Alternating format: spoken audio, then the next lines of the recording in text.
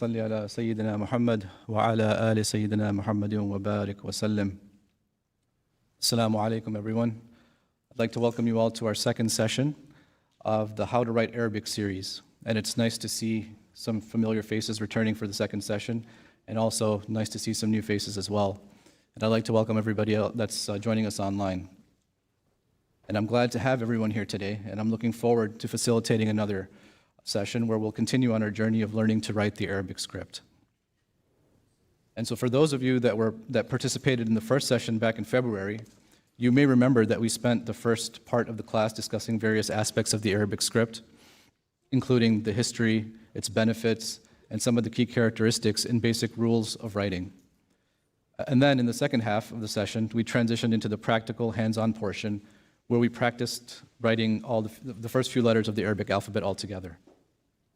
So inshallah, in this session, we're going to do things slightly differently and put more emphasis on the writing portion of the class and get everyone engaged in writing early on rather than waiting towards the end of the session, inshallah. So what we're going to do is basically I'm going to divide the class into 4 different sections. In the first section, what we'll do is we'll do a very brief recap of the main things that we covered in the previous session, just as a refresher, and for anybody that didn't have a chance to participate, we'll go over that very briefly. And then we'll move right into the actual worksheets and review the letters that we covered in the last class, because we kind of rushed through it in the last session, so we'll review those again. And then we'll introduce some new letters for this second session, inshallah, and we'll go through each one of those in detail. And alhamdulillah, this time around we actually got a camera, so you'll be able to see me writing up here, and you can follow along a little bit better than last time, inshallah. And then the third section, what we'll do is we'll flip back to the PowerPoint, inshallah, and I'll bring up some additional slides and talk about the more refined form of Arabic writing known as Arabic calligraphy. And we'll talk about that for a few minutes. And then we'll flip back to writing one more time, and we'll try to apply some of the concepts that I introduced regarding Arabic calligraphy into the writing itself, inshallah. So I felt that this would be the most appropriate way to space out the class, inshallah, and keep it engaging and not be too monotonous. So we'll continue to flip back and forth between the two, between me speaking and everybody practicing, inshallah. And so for those people that are here today, in person today, because I'm going to be introducing the calligraphy and using some of the techniques, and it does require a special pen, if anybody did purchase those pens, and that's perfect and that's great. But for anybody that didn't, we do have some, I did purchase some spare ones here that we can pass out to you during that portion, inshallah, so that you get a feel for how it is to use those particular pens. And for those people listening online, inshallah, hopefully you guys did order the pens that we recommended when you registered. But even if you didn't, inshallah, you can still benefit from that section, inshallah, and follow along. And then if you do feel that you want to try it, then you can go ahead and order it and watch the video later on and practice along at that time, inshallah. So hopefully everybody's clear on our plan today. Inshallah, we're planning to spend about maybe an hour and 15 to complete everything. And if, along the way, if there's any questions or anything's not clear, just raise your hand. Inshallah, we can address it at that time. So with that, if there's no questions or comments, we'll move right into that first section of just going over what we did last time, inshallah. Are we good to move on? Inshallah. Okay, so we're going to do a quick recap or summary of what we covered last time. So we covered 5 basic areas last time in our class, and we started off talking about, starting from the left here, you can see that we first started off talking about some of the history of the Arabic script and mentioned that it actually traces back to ancient Egypt and has similar origins as many of the other major languages. But with the advent of Islam in the 7th century, the Arabic script became much more refined, and because the Muslims started to write and preserve the Quran. And then we can see elements of the Arabic script in other languages as well. As Islam began to spread to different lands and different countries where they spoke different languages, when Islam became the dominant religion in those lands, they adopted the Arabic script into their own languages. So, for example, Urdu and Farsi, that's why we see such an overlap in the scripts. And then we shared some hadith and Quranic references that highlighted the lofty status of writing and how the very first thing that Allah subhanahu wa ta'ala created was in fact the pen. And then we also talked about the very first verses that were revealed to the Prophet sallallahu alaihi wasallam in Cave Hira, and how Allah subhanahu wa ta'ala mentions that the pen was, Prophet also mentioned that the mankind was gaining knowledge by the use of the pen. So we established the importance within the deen of the actual pen. And then from there, we discussed various benefits of learning to write Arabic. And the most important of which is that it's with the proper niyyah and intention, it can be considered an act of worship. And beyond that, we discussed that other benefits like writing down the verses of the Quran to aid in memorization or better understanding of concepts or the meaning of verses, or even how engaging in the practice of writing can teach us attention to detail, or simply just be a means for stress relief as well. And then after that, we talked about the characteristics of the Arabic script itself. And then we talked about it at a very high level, but basically, we said that there are 28 letters in the Arabic script, in the Arabic language, in the alphabet, and it's written from right to left, unlike English. And it's also cursive, which is like English, meaning that each letter connects to another letter within the same word, but there are a few exceptions. And we also talked about the fact that each individual letter has a different form based on where it appears within the word. And we went into quite a bit of detail, and we gave several examples last time around. We won't do this time, but inshallah, we'll, hopefully that refreshes everyone's memory on that. So that's what we covered in the last session. And I just want to kind of show the Arabic alphabet again one more time for everyone. You can see that we read it from right to left. So the very first letter is the letter alif on the top right-hand corner. And last time we covered the first row for the practice in the worksheets, and our goal today will be to try to complete the second row. So from the letter dal all the way to saad. So the other thing to notice here while I have this up is that you notice that there are some letter forms that are very similar, and the only difference between them is just the location of the dots or the nuqtas, either above or below them, or the number of them. So that's one thing to take notice of as we go through these different letters. So if we master one of them, then it's very easy for us to master the other ones because it's just a matter of changing the location of the dots or the nuqtas. And here, just for reference, you can see the English equivalents for those letters. Some of them don't have direct equivalents because those sounds just don't appear in English the same way, but you can see, just as a reference, some of these letters do have direct equivalents. And then here, this is another slide that I shared last time, just for review. This is the same 28-letter alphabet, just listed here vertically. And what I want to highlight on this slide basically is to show you at a high level what these letters look like as they appear in different parts of the word. So there's three positions that any letter can take. Either the letter will appear at the beginning of the word, the middle of the word, or the end of the word. And you can see, based on where they appear, that the letter shape will potentially change a little bit, or it could change quite a bit. And you'll also notice that there are some letters that I have highlighted here in red that just don't have a beginning and a middle letter, middle form at all. And we talked about this a little bit last time, but just as a recap, we said that one of the potential reasons for that is just for ambiguity. So if we were to try to connect those letters in the middle just because of the way that they are shaped, if we were to try to connect them, then it would be very hard to decipher what that letter was. And so therefore we just don't connect them in those positions, and we just let them stand alone. And there's no need to worry about memorizing this chart. Like I said last time, we're going to go through each one of these individual letters one by one, and eventually this will become second nature. It's not something that you have to sit and memorize. Once you start writing, you'll know just on your own whether or not a letter needs to be connected or not. Okay, so basically that's all it is. That's the review of last class at a high level. And we can actually just move right into the actual writing portion now, and I wanted to focus more on the letters that we kind of rushed through last time, and work on those, and then we'll start from the very first letter in the worksheet, and we'll continue from there. But before we do that, just as we did last time, the very first thing we need to do is that we should, before we do any task really, is to make a proper intention and to make a proper dua. And so I introduced this dua last time to everyone, and we're going to repeat it, inshallah, for every class session. So I'd like everyone to repeat after me. ربي يسر ولا تعسر ربي تمم بالخير. Once again, ربي يسر ولا تعسر ربي تمم بالخير. And one last time. ربي يسر ولا تعسر ربي تمم بالخير. And once again, the meaning of this dua is, O Allah, make it easy for me and do not make it difficult. And O Allah, complete my task with a good ending. And as I mentioned last time, this particular dua is specifically used by calligraphers as the first lesson that gets assigned to any calligraphy student. So this dua that you see written here is the first lesson that an Arabic calligraphy student will write out. And there serves a dual purpose, right? Not only are you learning to write those actual letters, but you're also making a dua at the same time, and you're making a very relevant dua in the fact that you're asking Allah subhanahu wa ta'ala to make what you're doing very easy. So this is something that we should try to incorporate in any task that we try to do, inshallah. So with that, let's switch right over to the practice, inshallah. So what I'm gonna do is ask everyone to get situated.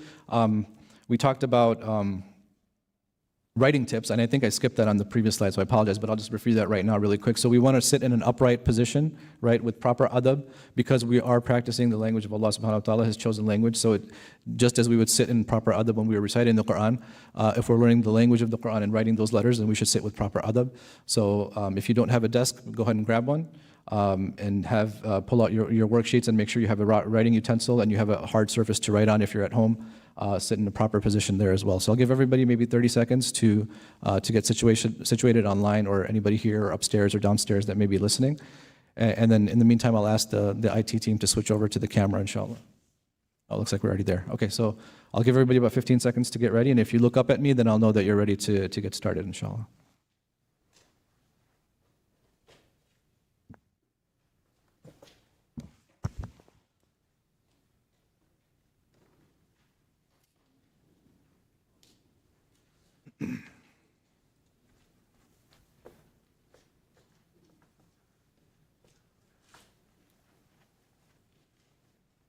Okay, looks like everybody's ready. Hopefully everybody online is ready as well, inshallah.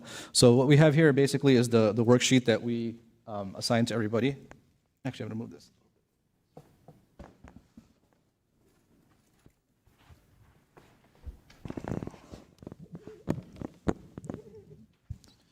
Okay, so what the worksheets that these are the same worksheets that we passed out last time. It's just that we added some additional letters. So because we rushed through it last time, I included the first 6 letters again for this time so that we can devote more time to that, inshallah. So the very first page is the letter alif, as you can see here. And so alif is one of those 6 letters that we talked about that does not connect in the beginning, or sorry, in the middle, or in the middle of the word, or what else? What's the other position? The beginning, right? It doesn't connect in the beginning either. So basically these 4 rows that we have written here are just the beginning position, meaning the standalone position, we'll call it, right, when it's standing by itself. And then this is at the end, and then it just repeats. So this is standalone again. And then this is at the end, okay? And notice we're using a normal pen. I don't know if you guys can see it here. We're just using a normal tip pen, which is a rounded tip.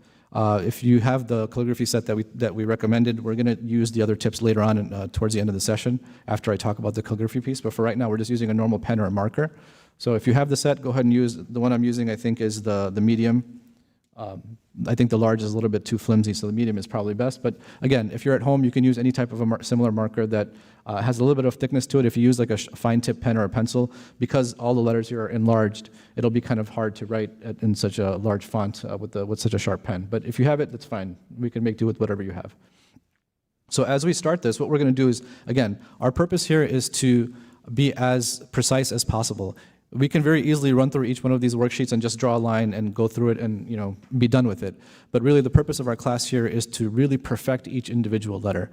And the number one thing that I would tell and advise everyone is that we need to go extremely slow and focus on every single aspect of the letter. Now it might just seem like this is just a straight line, there's nothing complicated about it.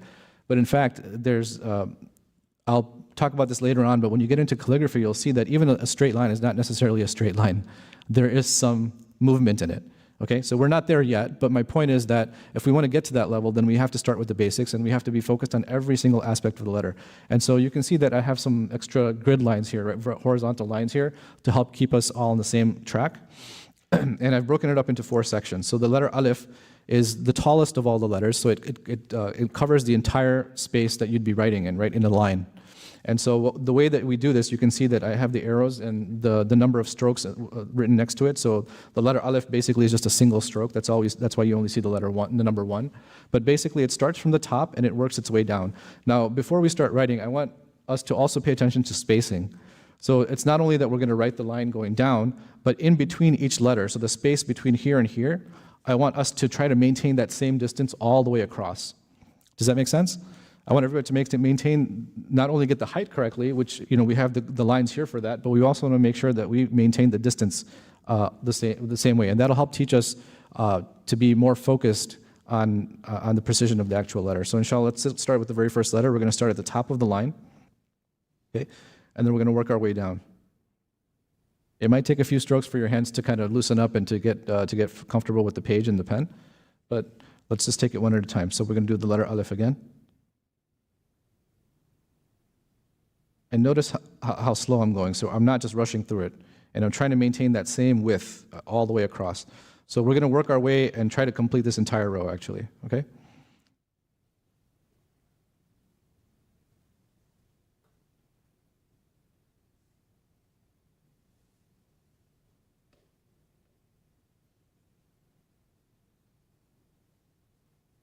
And if it falls short, you can always go back and correct it too.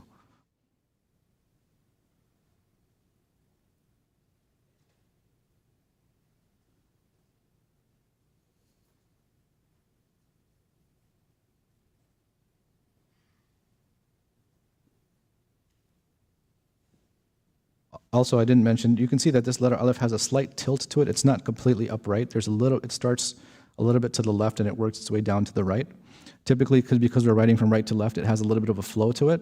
And so to accommodate that flow, if you were to write everything directly upright, then it would be kind of unnatural for your hand. So you can notice that the letter alif has a little bit of a slant forward from top to bottom.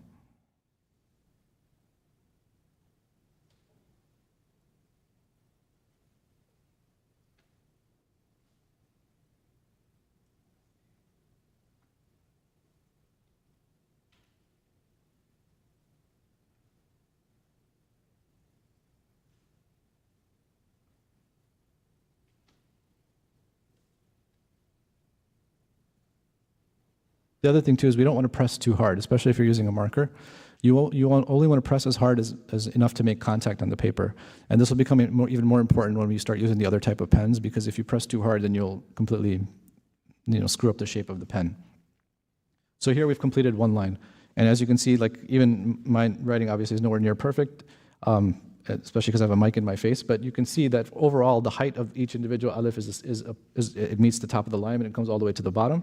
It has that slight tilt to it, and for the most part it's pretty spaced out evenly, right? There's a few exceptions, like this one's a little narrow, but whatever space you chose, it should be consistent a lot across the board. And the lines are here to help keep everything straight. And obviously whenever we're writing, most of the time the paper that we write on does have a line, but eventually, you want to be able to write these letters or write sentences without any lines and still maintain it going straight, and that just comes with practice. So what I would advise is after you complete this worksheet, maybe flip it over and then use the backside without any lines, and try to see if you can write the letter alif all the way across without it going in weird angles up or down. And when you're able to do that, then you know that you've accomplished something. Okay, so that's the letter alif as it is when it stands alone. The next row is the letter alif as it appears at the end of the word. So we said that it doesn't appear in the beginning, in the middle, or the end, right? Or sorry, in the beginning or the middle. It only appears at the end. So what that means is, if the letter alif does fall in a word in the middle, you'll revert back to how it appears when it stands alone. Okay? And if it appears in the middle of the word, then it'll revert to how it appears at the end of the word. And then the following letter will just be as if you were starting from the beginning. And this will be clear when we actually get to the letter connection, inshallah. But again, letter alif is one of those 6 letters that does not connect in the beginning or the middle. So let's go ahead and try the ending form of the letter alif. And all it is really is the same letter alif as it appears, as you can see, but it has this little beginning portion right here. And that, what I referred to that as last time, was like the connector line. So when you're writing the letters, we said that it's cursive, right? So when you're writing a word, whatever letter precedes it will have to connect to that letter alif somehow. And typically it's just a line that comes from here, and then it'll just come all the way up. So the difference between the alif as it stands alone and how it appears at the end is that this was from top to bottom. This is going from the bottom to the top. So it's a different stroke altogether, right? So this might be a little bit more challenging, but inshallah, let's give it a shot. So let's go ahead and start at the bottom here. We're going to work our way to the left and then just curve it up like that. And then, just a straight horizontal line, or is it curved? Good question. So for this example, we're going to keep it straight. It's dependent upon what letter precedes it. Okay, so if the letter preceding it comes in towards the bottom of the line, then it'll be straight. But if it's a different letter that has that's higher up, then it's possible that the alif can kind of appear like that instead. If you see the difference, so it really depends on what letter is preceding it. But by and large, if you keep it flat, you should be safe.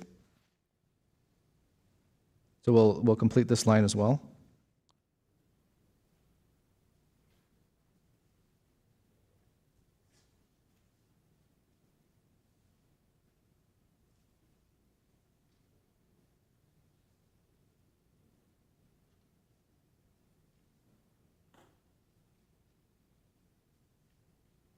Another tip also is some people tend to hold their pen very close to the edge or to the end, and that limits your ability to make strokes, especially when we're writing these larger letters that are that we're not typically writing. So if you move your fingertips a little bit further back, that gives you the flexibility to make larger strokes without hindering your movement, and it'll be a smoother flow, right? Because if you're that close, then you have to kind of shift your wrist multiple times to complete the letter.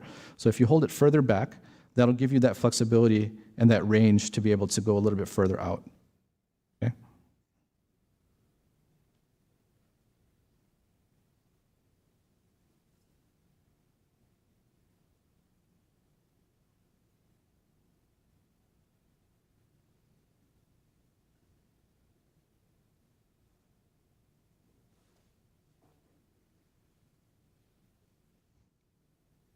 Okay, is everyone still with me? If you're done with the line, please look up so that I know that you're good. You guys over here doing good? Any questions? Okay. This side of the room, everyone doing okay? Okay, so this is the letter alif. There's just these two forms, and we've completed these two rows. We're going to leave the bottom two for later, inshallah. And we're going to move on to the next letter, the letter ba. Okay. For the letter ba, we talked about this last time, right? So this, as far as the height is concerned, you can see that there's 4 lines here, right? But it only goes about halfway. Okay, that's the first thing to notice. The second thing is this can be either 1 stroke or 2 strokes. For simplicity or to make it easier, I broke it up into 2. But you can technically do this in a single stroke once you get the feel for it. Okay, and notice that the bottom part of it is rounded. A lot of times, what people tend to do is to make the ba very boxy. Right? It's kind of like this. And for our purposes, that doesn't look very appealing, right? So the right way to do it would be to make this letter ba with the curve, and there should be a tangent, right? So the bottom of the ba should only touch the line at a single point. And so that's what we're going to try to do here. So we're going to start at the middle of the line here, and then come down, and then curve, curve, curve, curve, curve until it touches the line, and then start stroking back up again, like that. And then you can save the nuqtas for the end, depending on what you prefer. You can dot all your bas at the end, or if you want to do them individually as you complete it, that's fine as well. So let's do this again, the letter ba, curve, curve. As soon as it touches the line, then start curving back up again. And like I said, to me, this looks almost like the horns of like a bull or something like that. So a lot of these letters, they kind of imitate nature, right, in the way that they look. They're very organic and natural looking. So sometimes people say this looks like a boat, right? That's sitting on the water, and it's only touching in the middle there. So whatever you need to kind of remind yourself that to help you with that, you can do. But basically, it's only touching at that one spot, or should be only touching very minimally on the line.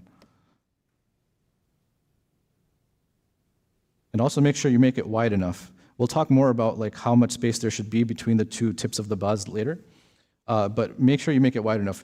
Sometimes you'll see people that'll make the ba kind of too narrow, and it doesn't look right. So you should be able to fit at least 5 or 6 bas on this first line.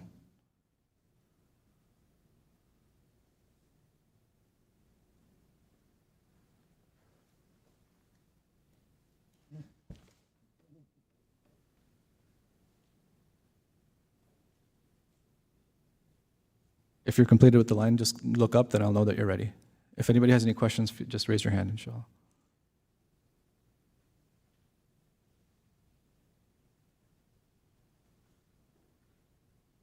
Yes.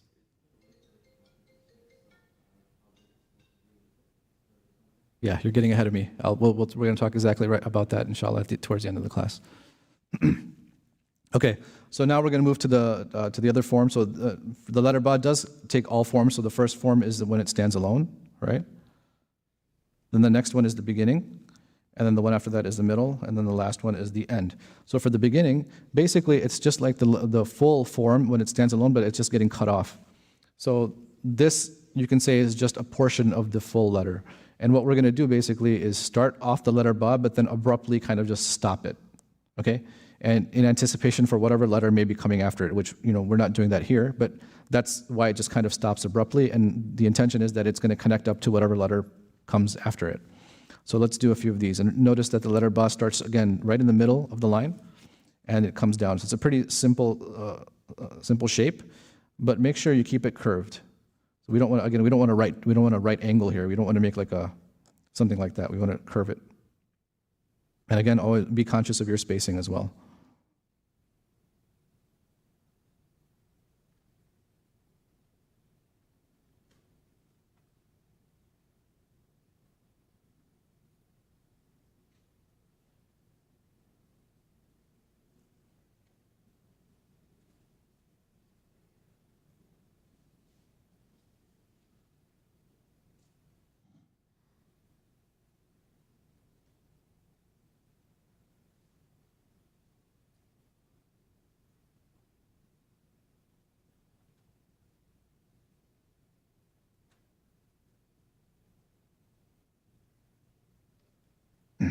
This particular shape is going to be used multiple times, so it's very important that we perfect it, not only with the letter ba and the two letters that come after it, but even some of the other letters further down in the alphabet. This shape is very, very common.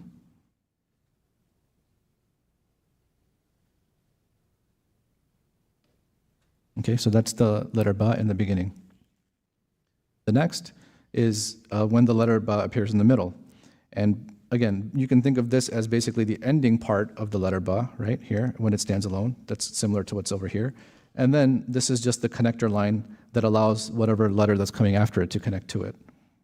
So we're going to write the letter ba as it comes towards the end. And then we're going to come right back down on that same line, overlap it, and then go like that. So do you see the overlap there? Basically, we're coming up, and then we're coming right back down on that very same line to a degree until it curves and it moves out like that.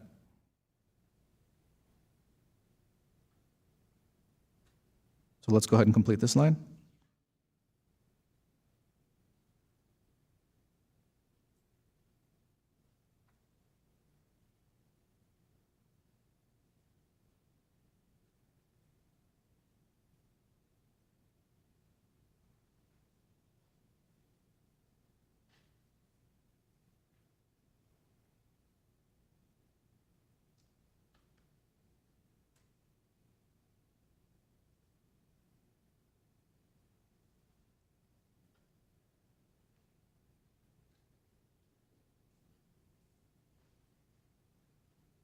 Okay.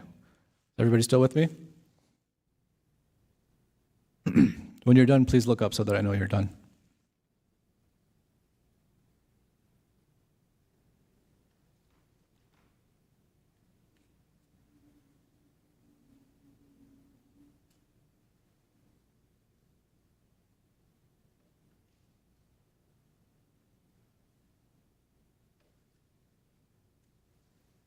Okay. The last form for the letter ba is the ending form. And basically, it's just like the beginning form or the standalone form with just a connector line ahead of it. So it's as if you're writing the letter ba by itself as it stands alone like this. And then all you're doing is adding and attaching connector line to the beginning of it. So you can write it either way. Typically, when you're writing from right to left, you want it to flow. So you would technically write this connector line first, and then you complete the ba. But for now, if you want to practice just writing the ba and appending that little connector line ahead of it, just to make sure that your bas are perfect, you can do that for now. So you can either go like this,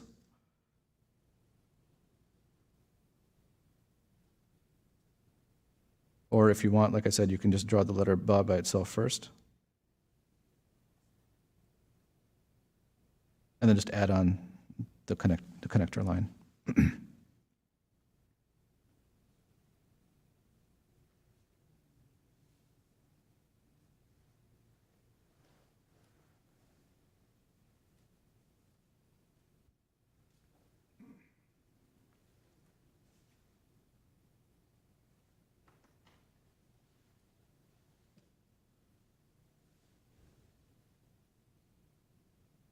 Okay, I'll give everybody another 10, 15 seconds to wrap that up.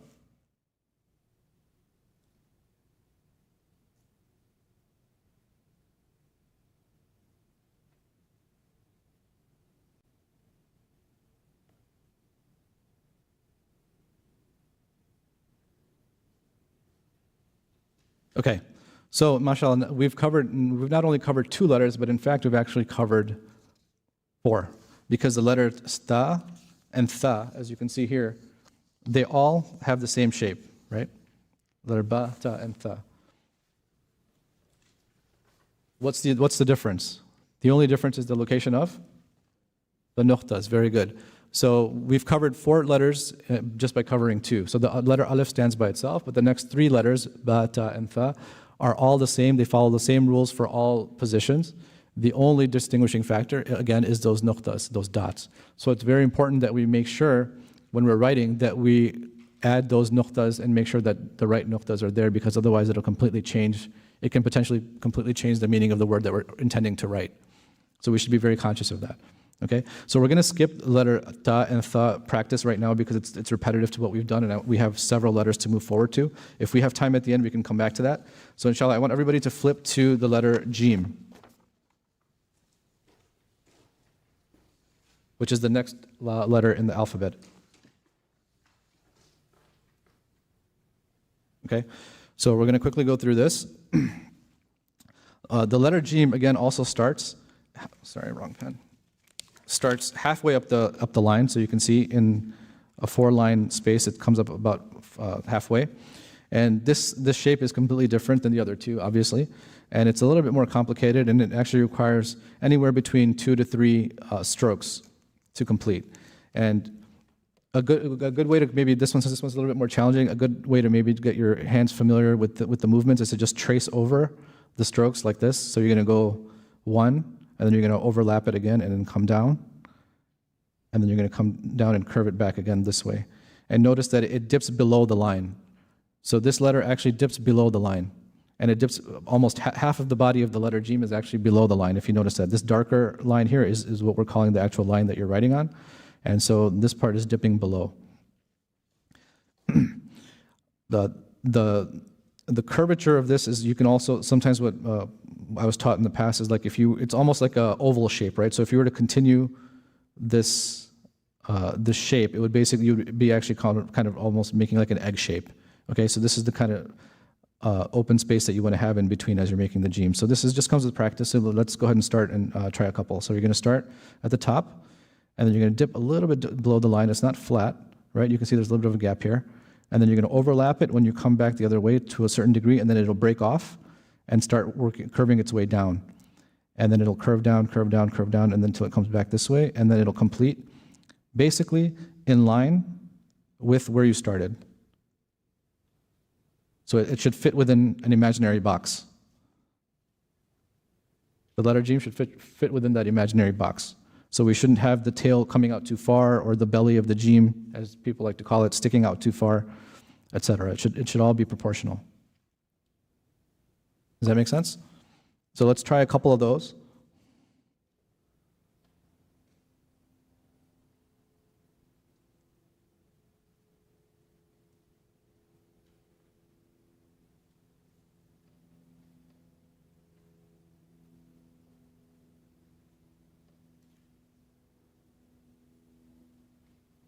Remember, go slow, space everything out, make it very fluid, make your writing very fluid. Don't force it, just let the pen kind of go in the direction that it's going, but just give it a little bit of a nudge. And don't forget to hold, especially for this letter, you want to hold the pen further back so you have that range to move the letters, to write the letters without being restricted by your wrist.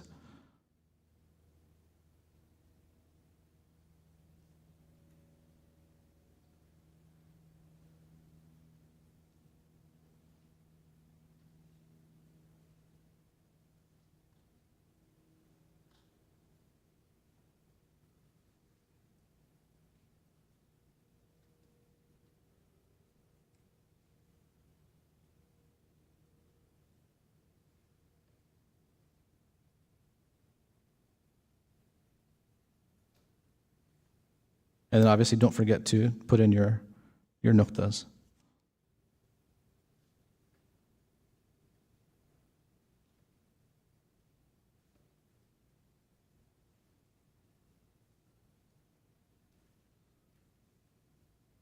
Okay, let's move to the next. So again, this is when it stands alone. The letter Jim. This is the beginning, this is the middle, and this is the end.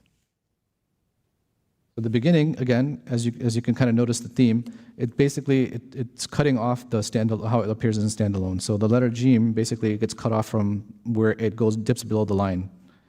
So the top part of the Jim is a little bit more curved and not as flat as when it stands alone, as you can see here. So it comes almost down towards kind of halfway between the middle line and the bottom line, right? So you can see that it kind of comes up to this point here. So it'll come to that point here and then work its way back down, curve around, and then it'll connect to whatever letter comes after it. So instead of the Jim going this way, a standalone Jim, right, you can see that it just continues on and connects to the next letter. Did everybody see that? Okay, so let's practice a few of these. You're going to come down about halfway. It's going to overlap just a little bit, and then it'll continue forward. So you see that it's overlapping here for this little portion there.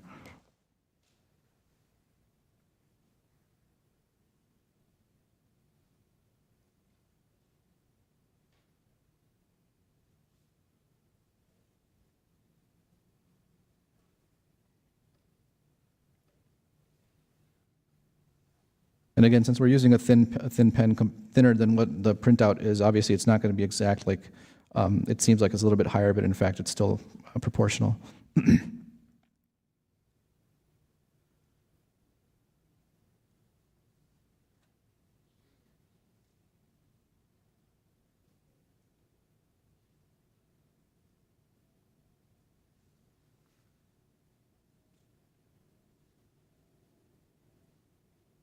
Okay.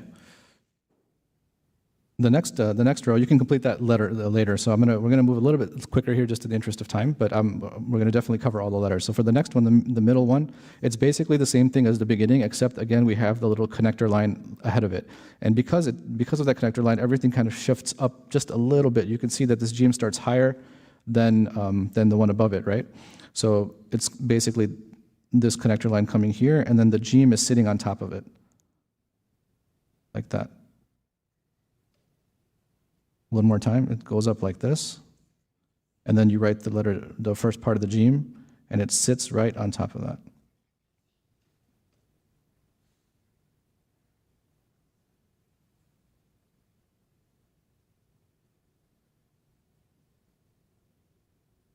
You can also do it the other way, like I said, if you want, and do the Jim first and then add the connector line, just for practice. Okay, and then the ending form is basically the Jim as it stands alone, just with that leading connector line coming in. So this is the same concept, right? So you can write the letter Jim as it stands alone, like we did on the top line. And then all you would do is just add the stroke coming in. So the connector line should always be at the end, not before. Technically it should be before. So the right way to do it, because you're writing from right to left, so the right way to flow would be that you would go like this.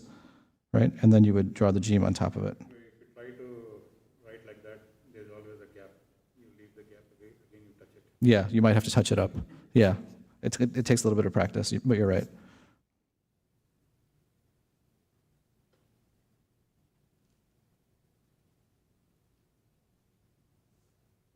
This one you can see is a little bit too small.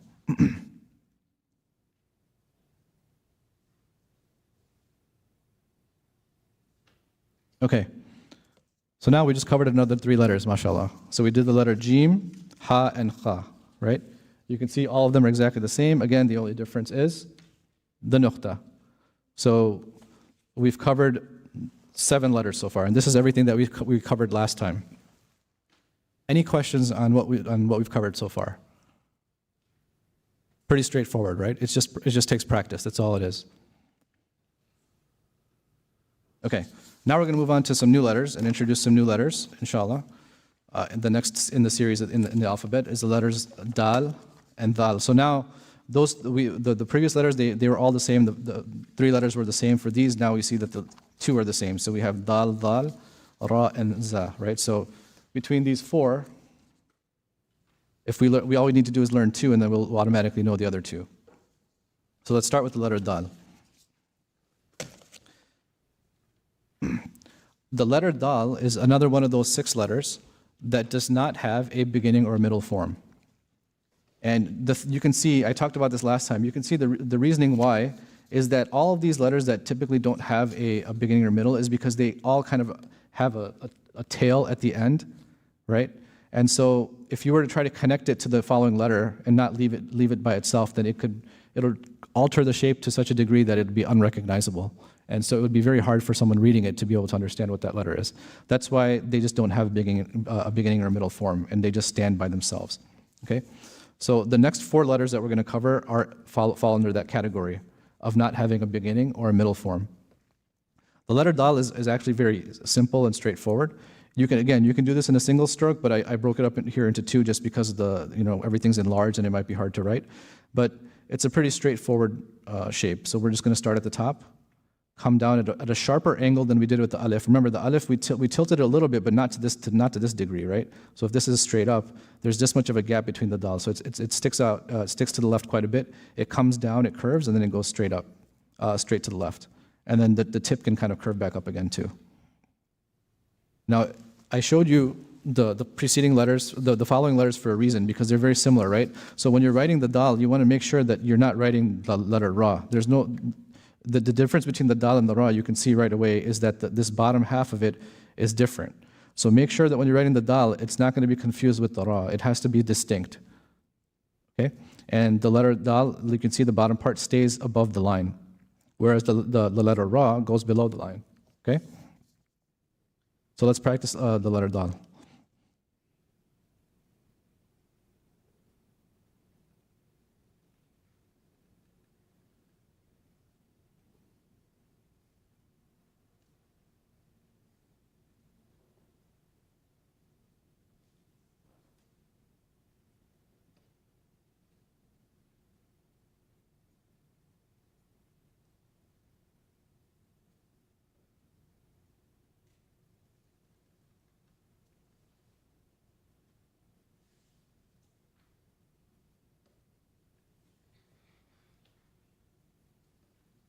Okay, so you can finish that line at your leisure, but let's just move on to the letter dal as it appears at the end of the word. So again, this is when it stands alone.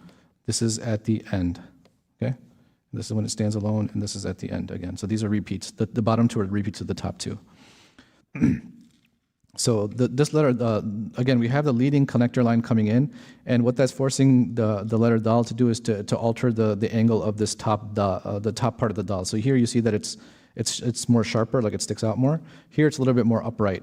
So whatever letter comes before it, you're going to take that and connect it and make the line come up, and then you're going to come right back down on that same line. And then, actually this is probably a bad example. It should be more like this. Let me do it again.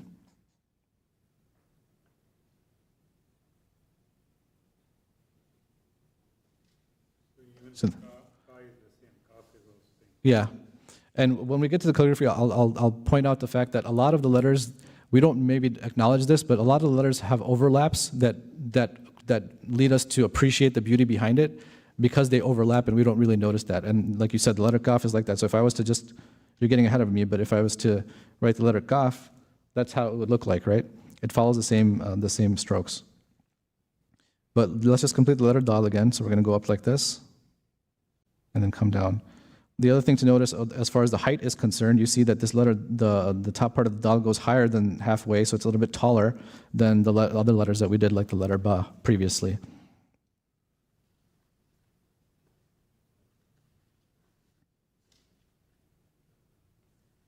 Everybody with me so far? Okay. So the bottom 2 again are the same, so we'll skip that for now. And then the letter dhal, which comes right after it, is exactly the same thing, the only difference being the nuqta, the dot. Okay? So we're going to skip the dhal as well, and let's move on to the letter ra.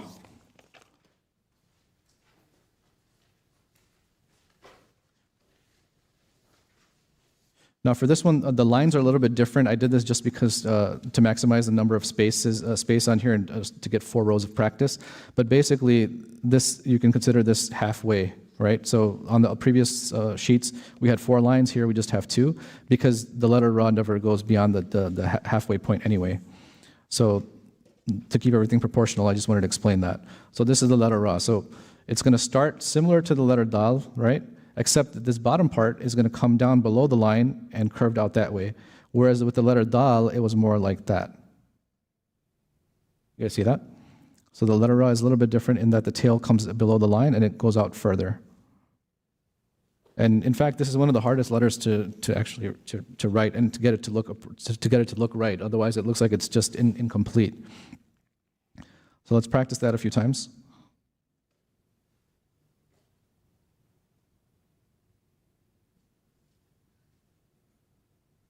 It's more open-ended than the Dal. That's another way to think about this. So the gap between here and here is different than how it was on the letter Dal.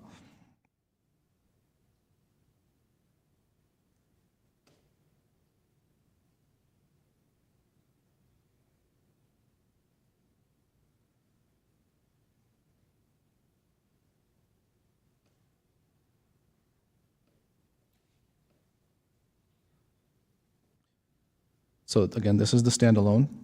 And then the letter Ra, this is the ending. Again, there's no beginning or middle for these. And same concept as the Dal when it appears at the end, right? So you have the connector line coming in, and then you're going to go up, just as you did with the Dal, and you're going to come down, but instead of staying above the line, you're going to come below the line and extend it out that way. So if you remember, the letter Dal came this way, right? But we're not doing that. We're doing the letter Ra. Similar, but not the same.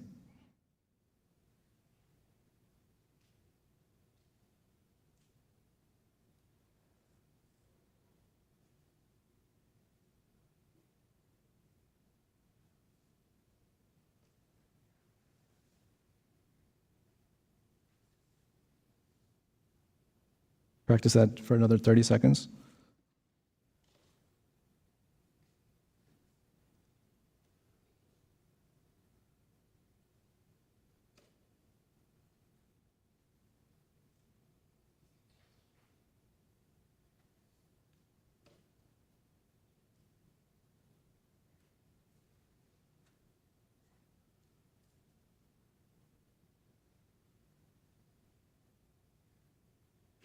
Okay, everybody clear on that? So are we clear on the difference between the letter Dal and the letter Ra?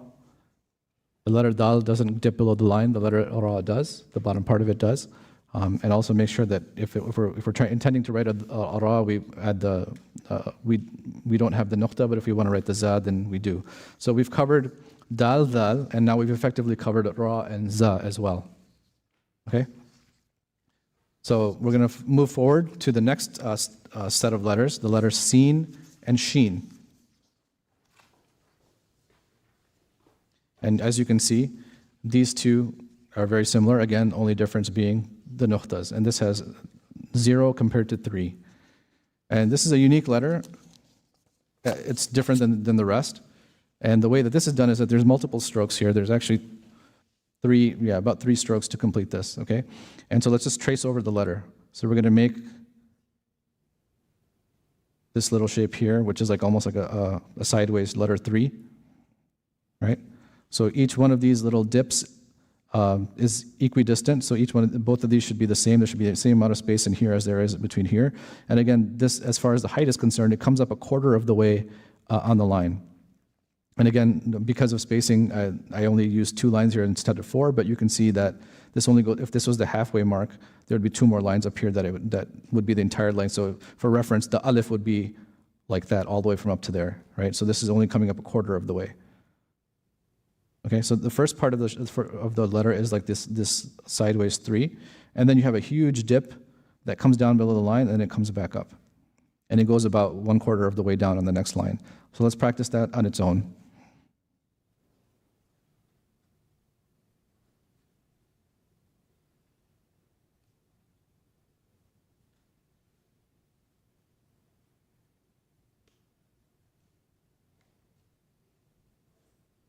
Make sure you go slow and then everything's lined up. Everything's spaced out properly.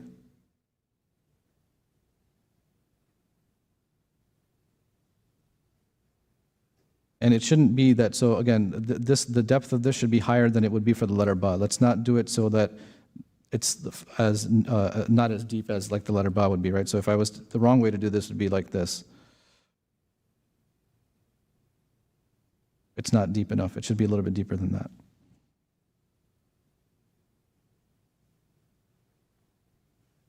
Okay? So that's the scene when it stands alone. The next, these letters do have a beginning and a middle form. Unlike, so now we're back to just the standard format, right? So there's a beginning, there's a standalone form, there's a beginning, a middle, and an end. So again, the beginning is very simple. It's just the first part of the scene, and then the rest part gets kind of cut off. So it's the same stroke, and then we just have the connector line here. And then for the middle, it's the same thing, except we have a leading connector line as well as an ending connector line. So you see that? The only difference between the beginning and middle is that this additional line here. And then the ending is the letter seen as it stands by itself, but we have the connector line ahead of it connecting whatever letter comes before it. So those are the three. So let's just do one of each real quick, and then I'm going to move on. I want to move on to the next thing here. So let's do the letter seen like this. Okay, and then the middle would be the leading line coming up, and the same stroke again, like that. And then at the end is the leading line coming in, and then you're doing the entire scene as it is when it stands alone. Did everybody see that?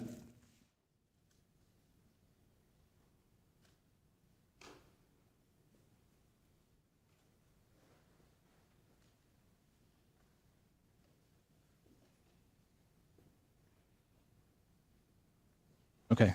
And the letter sheen is the exact same way, just with the nuqtas. So now we're going to move to the last set of letters for this week, for this session, inshallah, which is the saad and the dad. And again, alhamdulillah, we have some overlap so that we'll be able to learn both just by doing one. So you can see there is some similarities with this letter with the previous letter, the letter seen. The second half of it is pretty much the same. It's just the first half, rather than having that sideways 3, this is a completely different shape. But overall, you could technically fit the letter seen over it, and it should pretty much line up the same, okay, in terms of just spacing and whatnot. So to practice this first part of this letter, saad, again, it's a rounded head of the letter saad, and it comes up about halfway on the line again, and it comes back to itself to a point like that. So let's practice making that shape first. You're going to start at one point, you're going to come all the way up to that line, and then come all the way down, and then make sure you leave a little bit of a gap here as well. Okay? And so when you do that stroke, you're going to come all the way down, and then you're going to end up right where you started, but then you're going to come up a little bit, make a little bit of a point, about halfway, and then this second part of it is going to be exactly the same as you did with the letter seen. Like that. And so obviously this part dips below the line. So the hardest part of this letter really is getting this shape here to look right. Sometimes people make it a little bit too circlish, which it shouldn't be. It should be more oval, and it should be like almost like a petal, like a flower petal.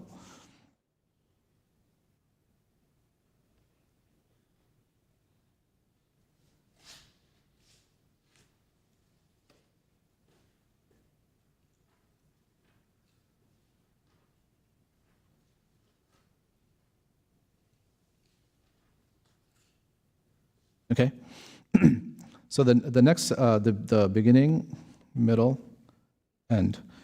So same concept. I think everybody should be familiar with the pattern here now, right? So we have the letter saad.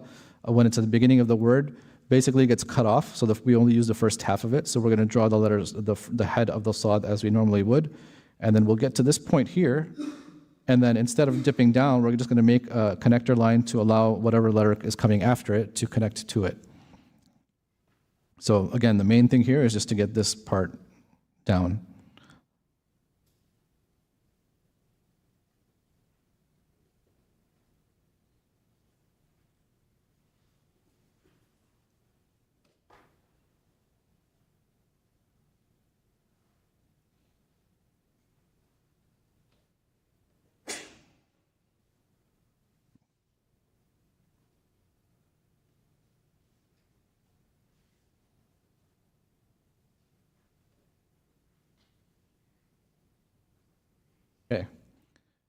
And the middle is the same thing, except that we have this leading connector line coming in, right? So that's the only difference. So for this one, you can do this a few different ways. Let me show you the first way that you can do it. So you can just draw this connector line here and then still maintain the same format for how you wrote the saad above. You can go and then have it connect that way, right? So what I did basically was draw the connector line, I stopped, and then I lifted my pen, and then I started writing from a different spot. Typically when you're doing cursive, the whole point of doing cursive is that you want your pen to stay on the paper so it flows.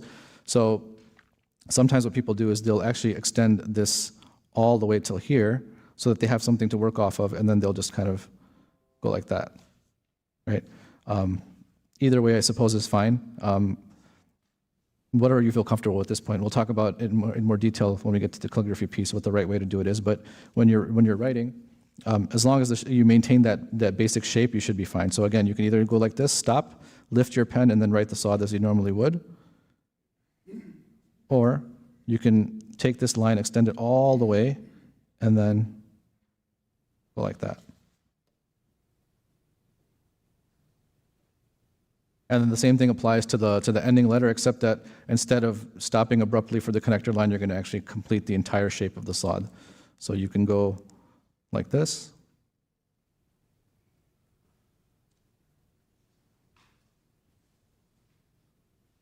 Or you can go all the way and go like that. Whichever you feel comfortable with.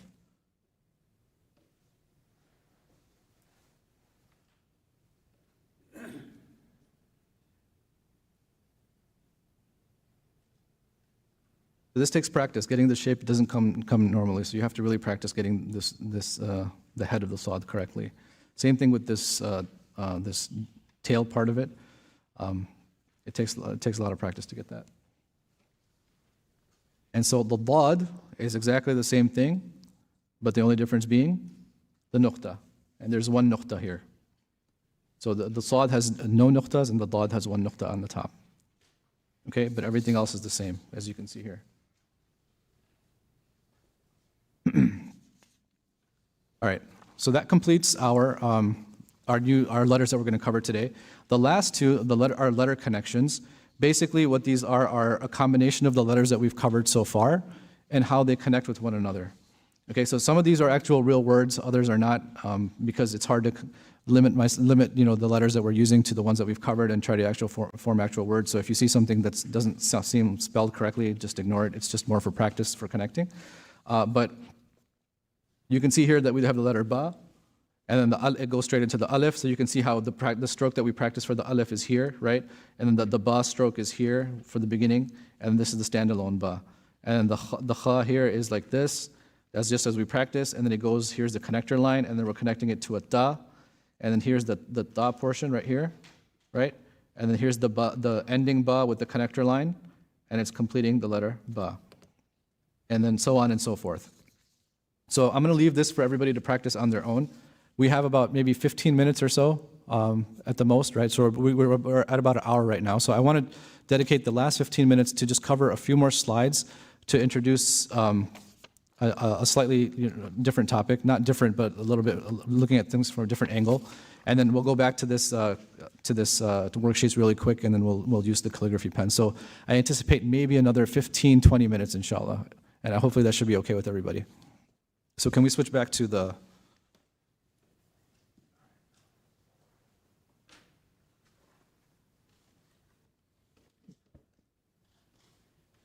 And you can listen along if you feel like if you're in the zone and you want to keep practicing.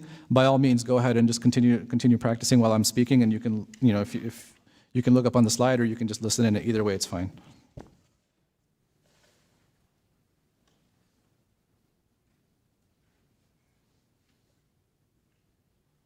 Okay.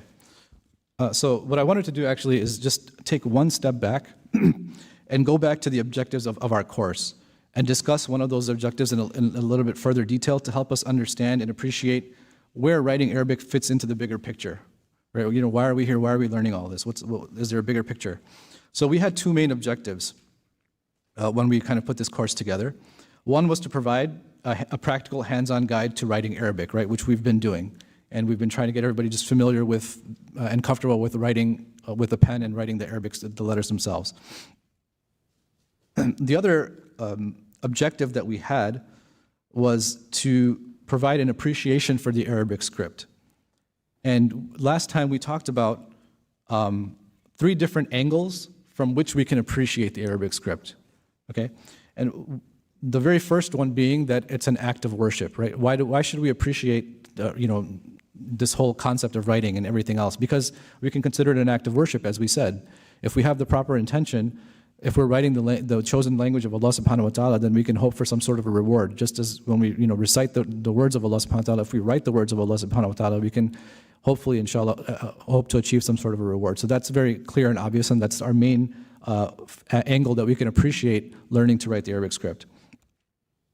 The next that we talked about was that it was used to proliferate the deen, meaning that we don't appreciate that in today's day and age because everything is digitized and we have printing presses and we have email and it's easy to spread something written across the world very easily. But for the vast majority of history, that wasn't the case. And so the fact that our early pious predecessors went to great lengths to actually preserve and codify the written form of Arabic and use it to spread the deen to lands outside of where Islam originally started is what allowed many of us to become Muslim, right? And so we should appreciate the fact that the Arabic script was a tool and a method and a medium that was used to proliferate the deen.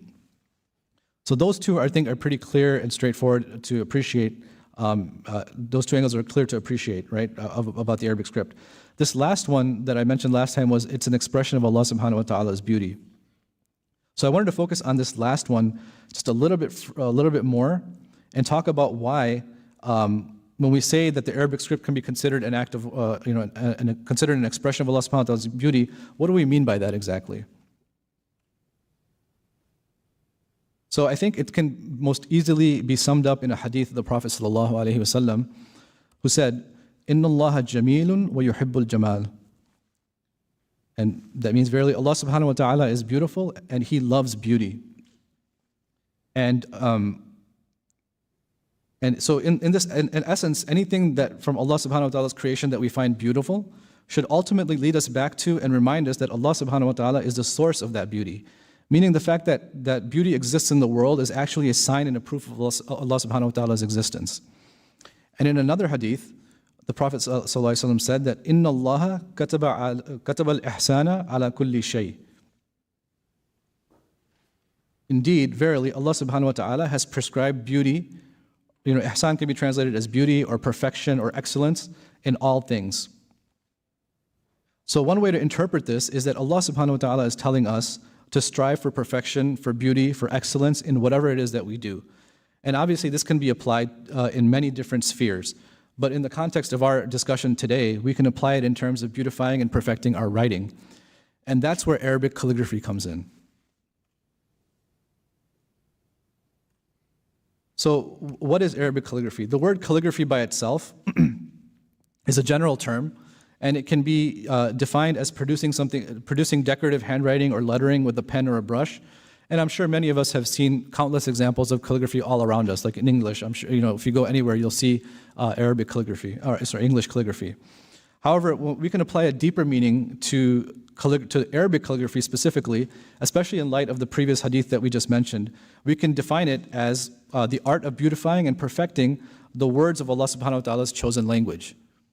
Right? So it's one thing for us to sit and practice writing the letters and just getting through them, but it's a different thing altogether if we try to really perfect it and beautify each individual one of those letters or those words or those verses. And that's what calligraphy is. And so calligraphy is typically written with a special qalam, which we'll talk about in a little bit more detail shortly. And the rules of calligraphy are stricter than the rules of handwriting. So everything that we've gone through so far basically are just general rules to help us write the letter in a form so that that we can understand what letter it is that we're trying to write. With calligraphy, it's a bit more stricter. There are specific rules on the proportion of the letters, how they appear, how they connect with one another, and etc. And the reason for that is because it's been refined over time, and the masters have determined that this is the best way that those letters should be connected, etc. And lastly, Arabic calligraphy is considered to be one of the highest forms of Islamic art. And due to the fact that Muslims typically don't draw figures and faces, the highest form of visual art was, in fact, Arabic calligraphy, beautifying and embellishing the verses of the Quran, the names of Allah subhanahu wa ta'ala, and the sayings of the Prophet sallallahu alaihi wasallam were all ways for us to show the utmost love and respect and reverence for the deen. And this is why historically the art of calligraphy and the scribes who used to participate in calligraphy, that was a very highly regarded and noble profession. And that's why it's very much, and it's also very much intertwined with spirituality. So before I get deeper into the Arabic calligraphy itself, I want to take one step back from here and discuss how the terms that we just talked about in the previous hadith, the Jamal and Ihsan, how that are mentioned in the previous hadith, how those are central concept to what I'll call the Islamic arts. So when I say Islamic art, it can apply to a variety of mediums and to anything beautiful that leads us back to Allah subhanahu wa ta'ala. For example, we can even consider the verbal recitation of the Quran an art. Even though we commonly refer to the underlying rules of the recitation of the Quran as the science of tajweed, the recitation itself can be considered an art. Right? That's why you can have two different reciters recite the very same verses of the Quran, applying the same rules of tajweed, but they will have very different styles in recitation. And one of those recitations may be more appealing to any individual person than the other. So similarly, although the underlying rules of writing Arabic that we're learning today remain the same, Arabic calligraphy is a type of art that allows an individual to express Allah subhanahu wa ta'ala's beauty in their own unique way. And that is why no two pieces of Arabic calligraphy are the same. You can have the same verses of the Quran written in calligraphy, and they can be two different styles, and they can penetrate your heart in different ways when you look at them. Okay, so that's what I'm trying to highlight here. Basically, is that there are different levels to this entire science. And Islamic art is not just limited to just what I just mentioned, just calligraphy or even the recitation of the Quran, but it applies. It's a very broad topic. We can take architecture, for example. There's a lot of geometric patterns and symmetry and these things that architects use when they construct their buildings, and that is beautiful, right? We find beauty in that symmetry. So that also could be considered an art. So all of these things should ultimately take us and lead us back to Allah subhanahu wa ta'ala, right? And that's why calligraphy is one of those mediums, and it's considered one of the highest visual forms of Islamic art, because, like I said, we're limited in what we can do. We don't draw faces, we don't draw pictures, we don't do that historically as Muslims, right? But what we do is we write the name of Allah subhanahu wa ta'ala, right? And this is all predicated, and let me actually take a step back. So I guess the best way to sum this up is these two quotes that I pulled from a professor of Islamic art that I recently heard, and I thought this beautifully captured what it means when we say Islamic art. Islamic art is the combination of sacred or divine meaning with sensible and tangible realities and forms. And Islamic art is the mirror of the invisible. It makes it tangible to our senses. And so what this is saying basically is that the purpose of any Islamic art form is to make tangible those things that don't necessarily have a form. And this understanding is actually derived from the famous hadith Jibril, where Angel Jibril alayhi salam asked the Prophet sallallahu alaihi wasallam, came to the Prophet sallallahu alaihi wasallam, and he asked him to define Islam, Iman, and Ihsan. And the Prophet sallallahu alaihi wasallam, he explained the term Ihsan in a very beautiful way. He said that Ihsan is to worship Allah subhanahu wa ta'ala as if you see Him. And so what does it mean to see Allah subhanahu wa ta'ala? Obviously, our sight is limited. We're not able to see Allah subhanahu wa ta'ala, right? In this world, we're not able to see Him. But what we can do is we're able to write His beautiful name on a piece of paper, right? We're able to recite His beautiful words in the Quran. So that's how we hear Him, that's how we see Him. So if in one way we're looking at Allah subhanahu wa ta'ala, when we write the word Allah on a piece of paper, shouldn't we make every effort to beautify it as much as possible? Because Allah subhanahu wa ta'ala is Jameel. So we should make that effort. So that's the underlying philosophy that calligraphers have when they write, is that in essence, they're trying to reflect Allah subhanahu wa ta'ala in their work. Right? Obviously, we can't reflect Him in His grandeur, in His true form. But when we write the word Allah, when we come to Sacred Learning, we see the background here. It says Allah really big all the time, and it's written very beautifully in beautiful calligraphy because it should help inspire us, right? That we're in the house of Allah subhanahu wa ta'ala. So similarly, calligraphy is that next step. So what I'm trying to impress upon everyone here, basically, is that this class that we're conducting here is to help us all establish that underlying foundation of writing, so that it equips each one of us with the necessary tools and knowledge to help us take our expression of Allah subhanahu wa ta'ala's beauty to that next level.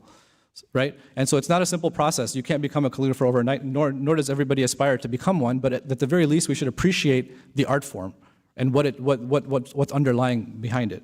And so that's what I wanted to share when I wanted to talk about this, and I felt that it was relevant and important in this gathering because this is something that we probably don't talk about very often.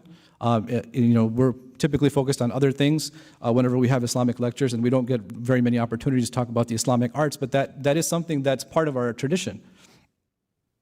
So there's a whole separate set of slides I wanted to share regarding the development of calligraphy, but we're already at time. So I'm going to save all that for next time. What I want to do very briefly is to jump ahead and talk about the calligraphy pen. There's different styles and scripts that I'm going to talk about in more detail, inshallah, in the next session.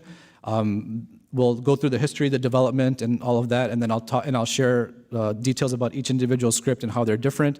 And we'll also talk about some very key people that helped develop those scripts. We learn about all our previous scholars that taught us fiqh and that taught us, hadith and taught us all these different things. We have scholars that are also focused on these Islamic arts as well, and we'll talk a little bit about that, inshallah, next time. So in the next 5 minutes, what I want to do is basically introduce the other type of a pen that we're going to use, and we're going to work on the same worksheets that we did, but we're going to use this different pen, and I'm going to highlight some differences between the two. So can we switch back to the camera? Oops. Okay, so we've been using this pen here, right? This is a normal tip pen, which we've been doing this whole time. In your set, first of all, how many people have the set with them? Okay, if anybody doesn't, can I have, Amin, can you walk around and just pass this out?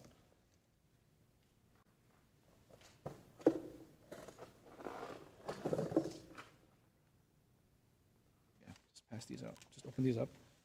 Pass one out to everybody. So we're going to be using a different pen. If you can see, this pen is called a chisel tip pen. And you can see it's flat, it's not pointed. Okay, and also the other thing to notice, English calligraphy also uses chisel tip pens, but it's slightly different in the sense that it's not oblique, it's not angled like this one is here. So this is an oblique chisel tip pen. And this shape is traditionally what's used to write calligraphy, Arabic calligraphy. Okay, so once everybody has it, what I want you to do is actually flip one of your pages around to the blank side. And I want everybody to just get a feel for the pen itself. Okay? So there's a way to hold this. Unlike a normal rounded tip pen, which it doesn't matter whether you hold it any which way, it'll still write the same. For the chisel tip pen, you'll notice that depending on how you hold it, it'll create a different shape. Okay? So what I want everybody to do is just get comfortable with holding this pen and just writing with it. Now remember, this because of the shape, if you press too hard, you're going to deform the pen. Okay, so I want you guys to write very gently, just enough to make contact on the paper. And the right way to hold this is that if you see the tip of the pen should be pointing away from you. The sharp point, the point of the pen should be pointing away from you. So when you place it downwards, it should be pointing basically at like 1 or 2 o'clock. If you were to think of this as like a clock, right? So if this is 12, it should be pointing towards 1. So if I was to do that, the line should be going like this. Okay? So I just want you guys to just put the pen down and just get a feel for it. So just make some strokes, okay? And notice how there's a thickness and a thinness to the pen, right? If you go like this, it can be thick. If you go like this, it can be thin. And it can be any variation in between, depending on how you hold it. Let's start with the 3 millimeter. The 3 millimeter is the widest, so that'll help pronounce the differences better.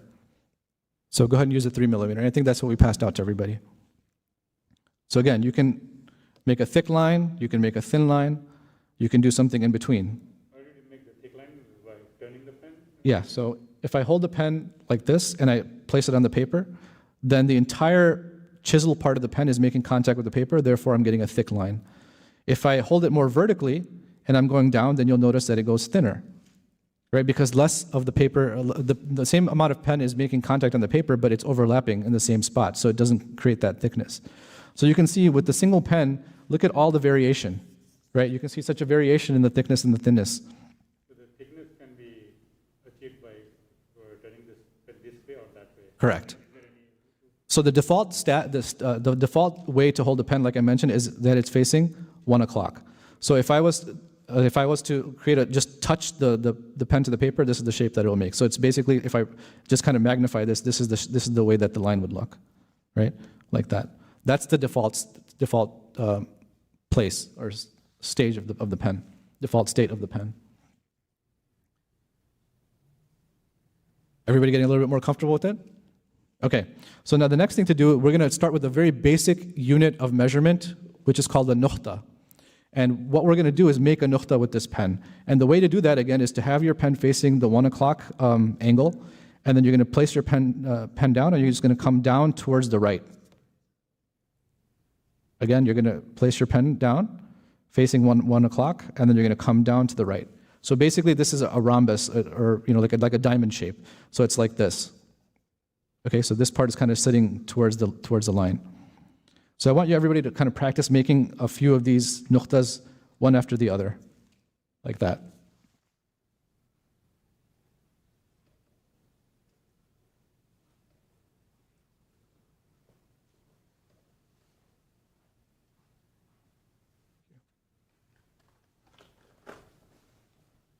Everybody getting comfortable with it? Inshallah, we'll wrap up in about 5 minutes.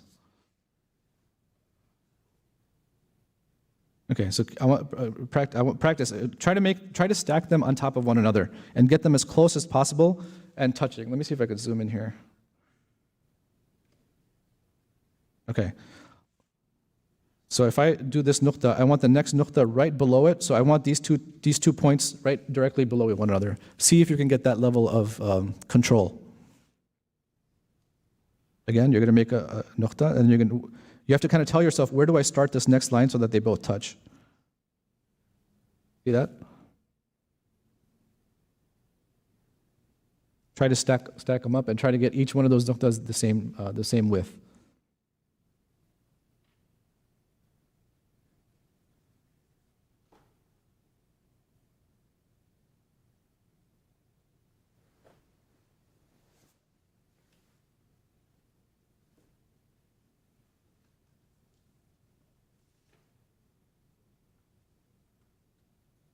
This is the most basic unit of measurement that all calligraphers need to know and need to learn, and this will be your best friend. So you want to make sure that you're very, very comfortable with making this basic shape.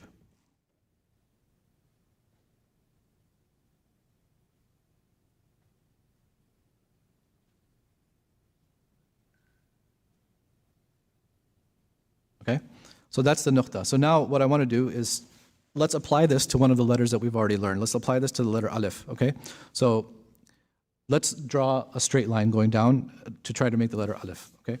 So again, we're going to take our chisel tip pen. Actually, I'm going to use another paper just to make it cleaner.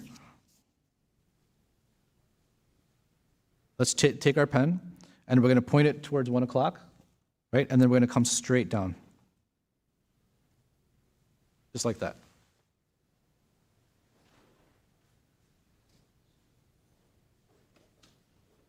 Again, remember, this is pointing this way. The tip of your pen is pointing out this way. That's how you start. And then you come straight down.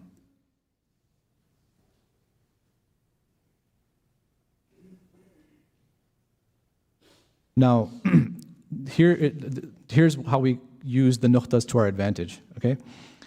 Each one of the letters, for most of the traditional Arabic scripts that we'll talk about more in detail next time, there's a measurement. And the measurement is based on these nuqtas, on these dots, okay? So for the letter alif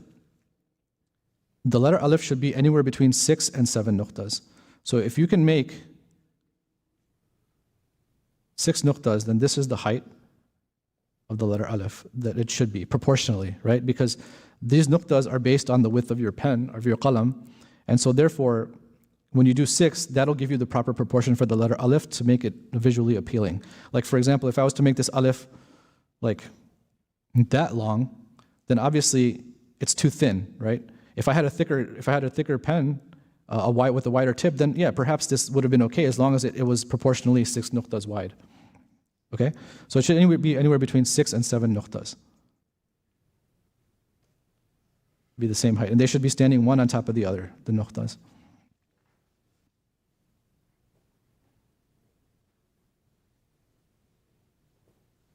Okay? So quickly, I just want to do the letter ba just to show you the difference really quickly. So you see a different letter outside of just the letter alif. And you can actually trace the ones that we did, right? So if you pull out your letter ba, this might be easier. So you just take your pen and then you follow over it. And see now it looks a lot more similar to the original printout. So you can trace over it to see where it gets thick, where it gets thin. So you see as I'm going here, I'm coming down with the pen and then I'm keeping it thinner, thinner, thinner. And then as I move to the left, it becomes thick again. And it stays thick all the way till I come back and I loop around. And now as I go up, I'm not twisting the pen, I'm keeping it still angled the same. And that's what makes it go thin again.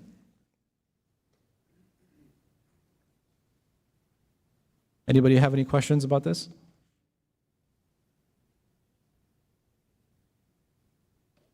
Okay, so this can be applied to all the different letters as well. So you have your worksheets, you have the letters, and they're written with, in the shape using a calligraphy pen, so there's thickness and thinness to it. So you can easily use this pen and trace each one of these letters and practice that way.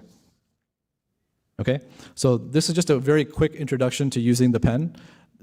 I advise you to practice as much as you can. The only way to get good at this is just repetitive practice.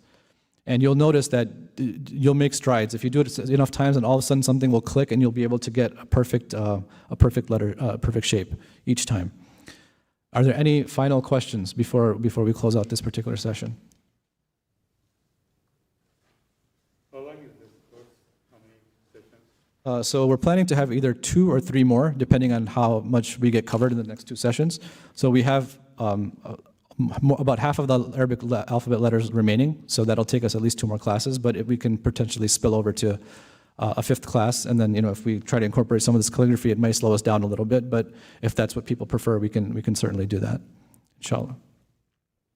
It will be the following Saturday? No, I think this is done once a quarter, inshallah, so we'll make an announcement and let you know, inshallah. Probably sometime late summer or early fall will be the next class, inshallah. So you have a lot of time to practice. Feel free to print out the worksheets. I think this class will also be, the video will be uploaded to the site, so you can go back and review it and watch the video and practice, and then you can download the worksheet as many times as you need. Okay, so inshallah with that we'll close, and we ask Allah subhanahu wa ta'ala to accept whatever efforts we made today, and that He accepts it from us, inshallah. So I think we have one last announcement.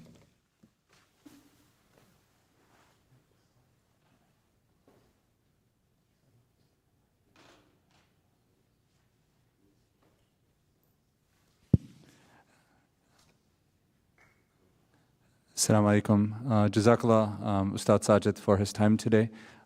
Just as a reminder, the next program, inshallah, will be our annual Hajj seminar, and that will be on Saturday, June 19th.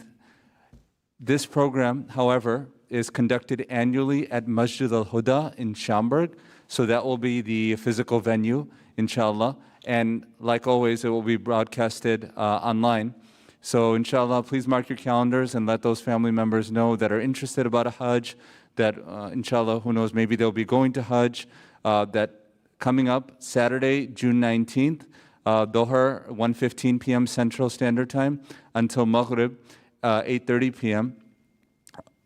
The venue, again, will be Masjid al-Huda in Schaumburg, Illinois, and we'll be broadcasting the program online, like we always do. Jazakallah khairan. We appreciate everyone's time.